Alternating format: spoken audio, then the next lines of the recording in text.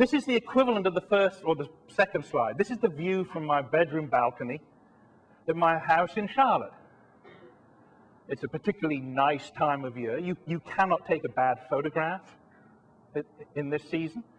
This is in the Dilworth neighborhood, if any of you are familiar with Charlotte. Charlotte's first streetcar suburb. And it has certain things about it.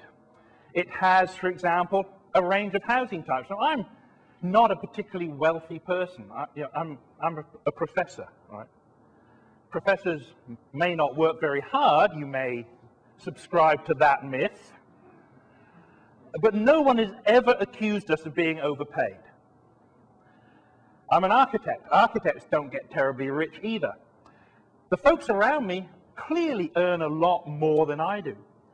But I'm able to be part of this neighborhood because there is a range of housing types. There's a house that I could afford, which was not noticeably different from those around me, except that it was smaller. But it's part of the same infrastructure. And what an urban designer like myself is interested in is not, first of all, the architecture of the buildings, but the spaces between the buildings.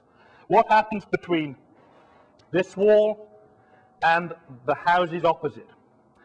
And you can see that this street, Kingston Avenue, which was laid out in about 1900, so it's over 100 years old, has a couple of very fundamental things. It's relatively narrow. It has sidewalks on both sides. It has relatively small front yards. All the houses have porches, and there is a consistent arrangement of vegetation, of major trees and minor trees, which organize the space into a coherent volume. This is what we in our jargon call an outside room. It just doesn't have a ceiling. It's got walls. It's got permeable walls here, and then it's got the walls of the houses. And you have a whole series of subtle mechanisms in play here that make this a very attractive and a very safe street. It's safe for pedestrians, it's safe for motorists, it's safe for cyclists because of the way it's designed.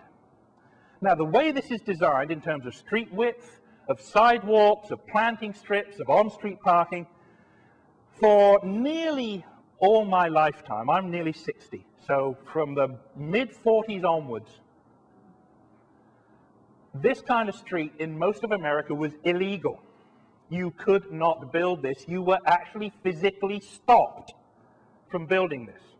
Up until the 1940s, this is how America built. Just look. I mean, this could be one of your many wonderful historic areas right here in Salisbury, and there are other communities that have exactly this same kind of urban infrastructure. This infrastructure made a huge amount of sense when people got around by a variety of means. Some had cars, some had bicycles, some walked. When Dilworth and when Salisbury was being built, folks had horses. There was what now we would call multimodal transportation. Horses, feet, bicycles, a few cars. The car ownership when Dilworth was laid out was maybe one car for every, I don't know, this is 100 years ago. One car for 100 people? Maybe that's overstating the case, I don't know, but certainly there were very few automobiles. Now it's 2 cars per family, and the place works just fine. Once we emerged victorious from the Second World War, fairly naturally, a spirit of newness and innovation swept through the whole culture. Your wonderful buildings in downtown Salisbury and in places like Spencer were either demolished or faced with aluminum, which now to our eyes seems the craziest thing to do. You take the aluminum off, and you've got these wonderful, wonderful old buildings with phenomenal craftsmanship. using materials in ways that we find difficult now to emulate. Why on earth would we cover that stuff up or tear it down? One of the answers is because we didn't think being old had any cultural value. Didn't have any economic value. If we as a culture don't think old stuff is worth much, then it isn't going to be worth much in economic terms. So we hid our old buildings, those that we kept, behind this fake screen which looked very contemporary. It was the same in the way that we laid out our subdivisions and built our retail centers. We built them around one criteria only because this was the way of the future, the automobile. And we nurtured visions of anti-gravity packs, of the sort of futurist science fiction ideas. If you look at the professional magazines of the 40s and 50s, you will see stuff that is very humorous now, but reflected the idea that about the last thing we wanted to base our new world on, our victorious new Western industrial power, the last thing we wanted to base that on was old stuff. So all this kind of subdivision design, all this kind of neighborhood infrastructure was thrown away.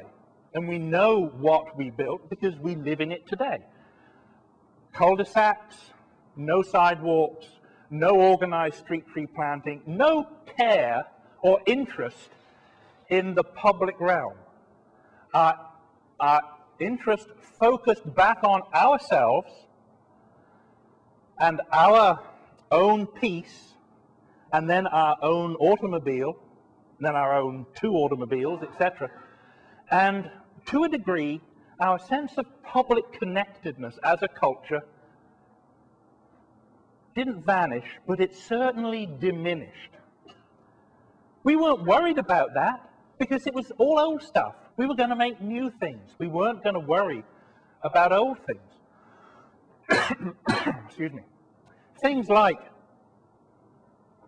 neighborhood parks, places of natural order that were embedded within our neighborhoods, not as an afterthought, not as a way of dealing with leftover space that you couldn't find any other use for, but at the heart of a community. You see the houses, this is Latter Park in Dilworth, this is the view out of my office window, home office that is, which is basically a computer and 100 boxes because we just moved. So an office is something of a euphemism, but it will be one day. But you see that the houses face the park. These house sites are some of the most valuable homes in the whole area because they front this public space. There is this natural world at their doorstep. And they also police this space. Sitting on the porch or in the front window, or in my window, I can see parts of the space. If I see, this is a little kiddie's splash fountain, where they run through the jets of water. It's not just kiddies, the parents do it as well. It's quite fun to see how many parents become instant kids again. Were I to see any malfeasance there, I could immediately alert the neighborhood police. And there are hundreds of homes around the park that you get what's called eyes on the street, natural neighborhood policing. It's one of the biggest concepts in neighborhood policing, the active involvement of informal community watches. And the fact that this layout of housing and public space, which is 100 years old, works better today than anything we've designed in the last 50 years, has forced us, as architects, planners, and developers, to rethink some of the formulas and the ideas that we basically took for granted.